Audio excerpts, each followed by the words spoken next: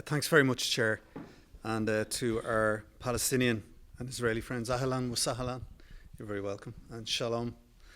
I don't really know where to start. As I mentioned in my introduction, I was a soldier in Lebanon exactly 30 years ago when the Israeli military came in an operation called Grapes of Wrath and slaughtered hundreds of the innocent Lebanese men and women and children in the little villages that we were in.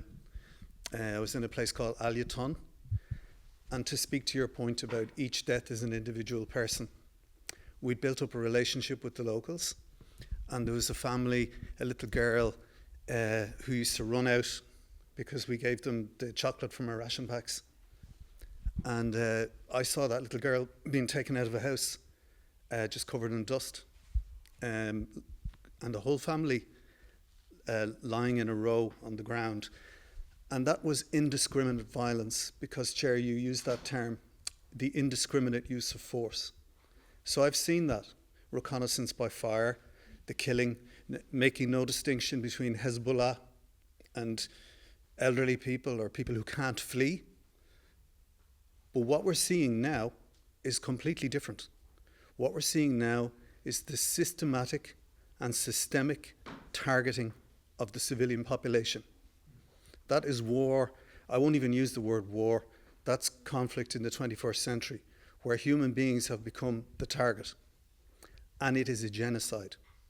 It's fratricide, infanticide, femicide, urbanicide.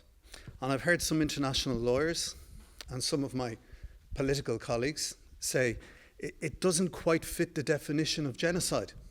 That's because it's a work in progress.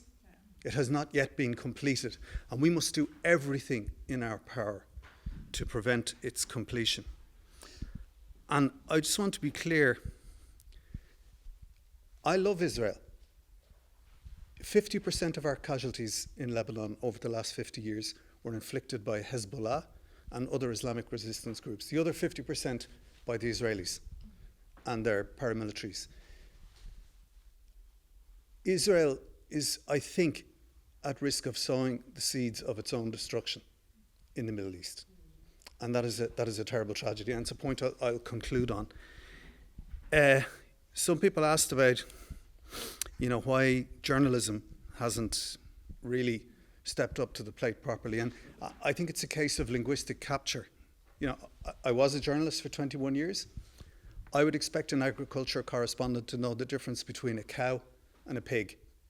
I would expect a fashion correspondent to know the difference between Prada and Gucci. Now I see war correspondents on the roofs of hotels in Beirut and Tel Aviv and elsewhere, and they do not know the difference between murder and a killing. So they use the language of Palestinians died, Palestinians lost their lives, Palestinians were killed. Palestinians were murdered. And to kill a child, to systematically target children for shooting them in the spine, in the spinal cord, in the abdomen, in the head, we have to have the language to describe that properly in order that, the media don't tell us what to think, but they do tell us what to think about very often. And so we have to foreground that, because in Ireland, shamefully, our journalists, many of whom are simply an extension of the establishment, they do not hold the powerful to account. They're criticising our position on the Occupied Territories Bill. They're criticising our President's condemnation of murder on the basis it will harm our trade relationship with the United States. And this speaks to your point, Naseem. What side of history are we on? That pennies, tenpence is more important than the life of another human being. It's a very interesting time to see what is emerging, what is being made known. And why is there no outrage? This question was asked. Slava Ukraina, of course we are concerned.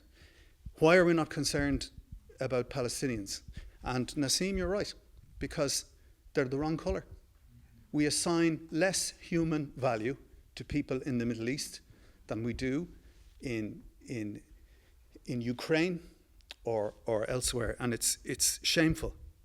And I imagine it's a function of our collective colonial past.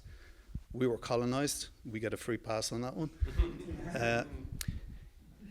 But I think we have to be honest. And again on that point, and Alexandra, you touched on it. That is also an act of self-harm, because we're next. Our children are next. If we think that the rules-based order only applies to us when it impacts on us, and yet we ignore it with the global south watching, and we are next if we tolerate this in this century. The abandonment of the international rules-based order is I can't believe that this is happening in my lifetime. I really can't believe it's happening. But these initiatives are good. Listening to you around the table, it helps somebody like me sleep at night because of the moral distress and the moral injury caused by what's happening. And what can we do? So one of the things I would say, we have a unique connection with one another because we're politicians. We need to reach out to our brothers and sisters in the Knesset. I think we should have some sort of a dating app where we try and identify, target, stalk a member of the Knesset to get, why are you allowing this to happen in your name? Because what we learned from our own conflict, and I was a participant in that conflict, you talk to your enemy. I mean, you don't talk to the people you like or to whom you agree. And in our conversations last night, disagreement is the most powerful engine for arriving at the truth. The people you disagree with are the people you should seek out in a room and sit down and have a conversation with them. And then finally, Afghanistan.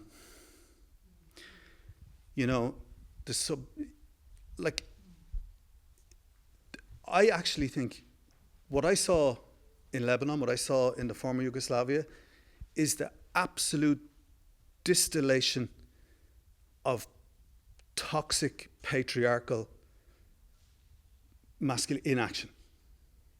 All of these conflicts, Trump, Putin, Netanyahu, they're all toxic, hyper-masculine, if you like, expressions of patriarchy.